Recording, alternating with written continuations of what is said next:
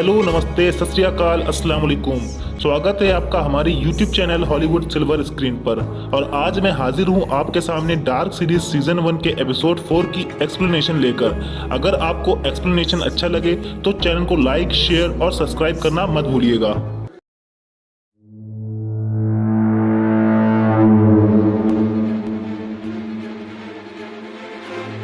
इस एपिसोड की स्टार्टिंग में एक ऑडियो चल रहा होता है जिसमें कि बताया जाता है कि ब्लैक होल के अंदर जो भी जाता है वो गायब हो जाता है।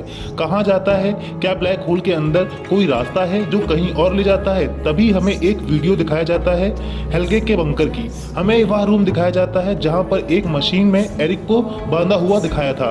अब हमें डॉपलर हाउस दिखाया जाता है जहाँ पर फ्रांसिस्का बहुत गुस्से में होती है। उसकी लिपस्टिक नहीं मिल रही होती और वह अपनी छोटी बहन एलिजाबेथ पर शक कर रही होती है, उस पर गुस्सा कर रही होती है। हमें पीटर और शार्लेट को भी दिखाया जाता है, वो लोग अलग रूम में सोते हैं, शायद उनके बीच में कोई टेंशन चल रही थी। यहाँ से सीन शिफ्ट होता है। जॉनस अब भी गुफा के मैप को देख रहा था जहाँ पर लिखा था क्रॉसिंग कहाँ है। अब हमें पता चलता है कि जॉनस के फादर गुफा से रास्ता ढूंढ रहे थे। शार्लेट एलिजाबेथ के स्कूल छोड़ने जाती है।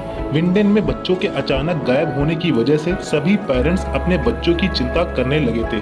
शार्लेट रास्ते में एक कैमरे की फुटेज चुरा लेती है जिससे कि उसकी बेटी उसे गलत बोलती है, लेकिन शार्लेट ये सब अपने इन्वेस्टिगेशन के लिए कर रही होती है। जॉनस गुफा के अंदर जाता है उसी मैप के साथ, लेकिन उसे कोई चुपके से देख रहा होता है, या वही अजनबी था जिसे हम पहले भी देख चुके थे, और जॉनस को अंदर जाते वक्त वो देख लेता है। शार्लेट जब अपनी बेटी एलिजाबेथ को स्कूल छोड़ने जाती है तब वो वहाँ यासीन से भी मिलती है।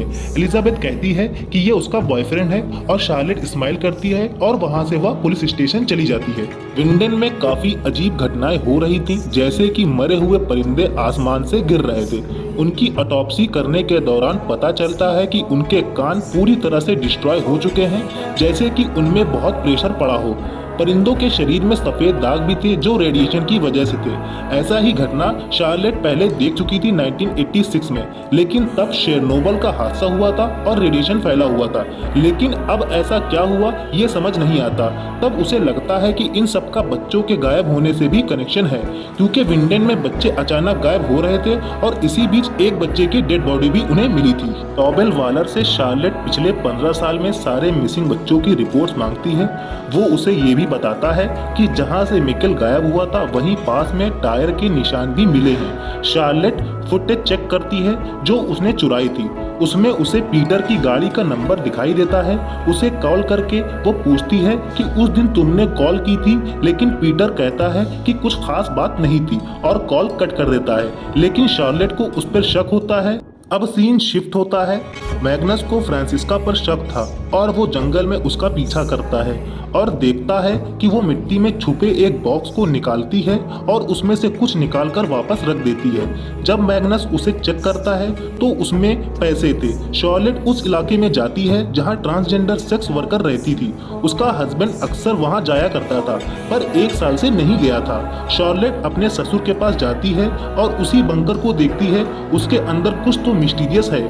उसे वहां पर वही लाल मिट्टी दिखती है जो उस डेड बॉडी से बरामद हुई थी। शार्लेट अपने हस्बैंड से फोन पर बात करती है और उससे कहती है कि 1 साल पहले तुमने मुझसे एक वादा किया था। पीटर कहता है हाँ। शार्लेट उसे एलिजाबेथ को स्कूल से लाने के लिए कहती है। मैग्नस फ्रांसिस्का से कन्फ्रंट करता है कि उसने वो पैसे देख लिए हैं और उस पर गुस्सा करता है। तब फ्रांसिस्का उसे बताती है कि उसके फादर होमोसेक्सुअल हैं और उसके पेरेंट्स का डाइवोर्स होना चाहिए। वो दोनों सबके सामने खुश रहने का दिखावा करते हैं।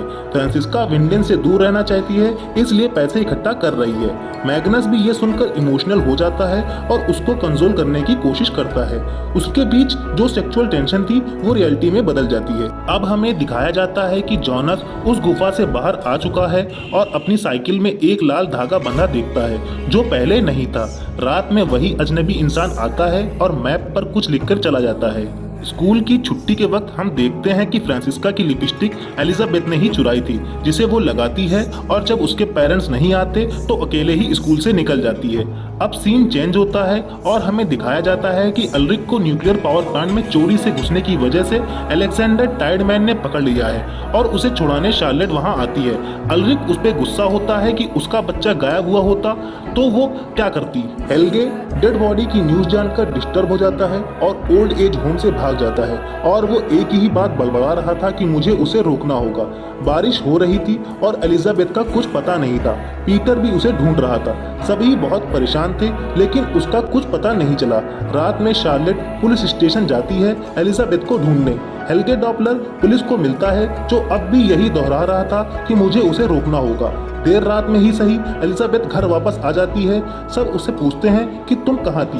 वो कहती है कि रास्ते में नोवा मिल गया था, लेकिन ये कौन है ये बात नहीं पता चल पाती।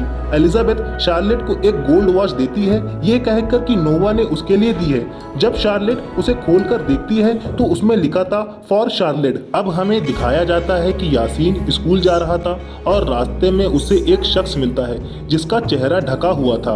वो यासीन से कहता है कि तुम यासीन हो, मुझे यहाँ नोवा ने भेजा है। और यहीं से ये एपिसोड खत्म हो जाता है। अगर आपको हमारा एक्सप्लेनेशन अच्छा लगता है तो चैनल को लाइक, शेयर और सब्सक्राइब करना मत भूलिएगा। Thank you.